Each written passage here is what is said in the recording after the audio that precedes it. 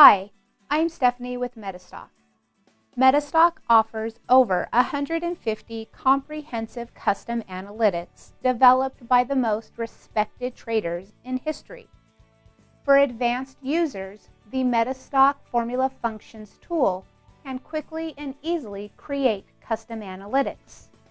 In this series of training demonstrations, we're going to use the MetaStock Formula Functions to create custom analytics that can be used in any of MetaStock's power tools.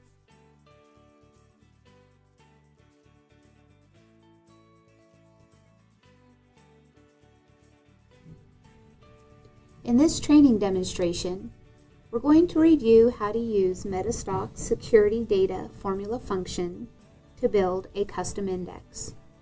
With this function, you can quickly get the value from any data array, for example, the open, the high, the low, the close, and volume from any security to use in any custom analytics.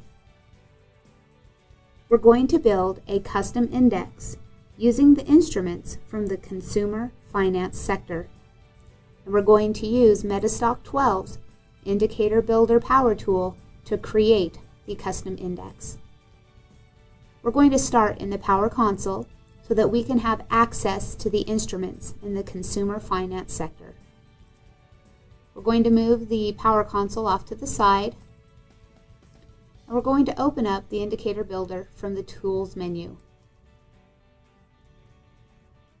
We're going to select New from the Indicator Builder, and in the Indicator Editor, we're going to name our new custom analytic Consumer Finance Index. We want our new custom index to be displayed in the Indicator Quick List, so we're going to leave Display in Quick List checked, and we're going to click into the Formula section. To access the list of formula functions, we're going to click on the Functions button. This brings up the Paste Functions dialog. This displays a list of all of MetaStock's formula functions. We're going to select the Analysis Tools section, and we're going to select the Security Data Formula function. In the Format section, it displays all of the information that is required for the Security Data Formula function. In quotations is where you will insert the symbol, and the data array is where you will insert the data array that the formula function will be calling. Again, this refers to the close, the open, the high, the low, or the volume. To insert the formula function, click on OK. This inserts the formula function into the formula box. Now we're going to begin inserting our symbol. We're going to take our first symbol from our consumer finance sector list, American Express. So in the quotations of the formula, we're going to type in AXP.N. And we want to reference the close price. So in the data array section of the formula, we're just going to type the letter C for close. And we're going to remove any of the spaces that exist in the formula.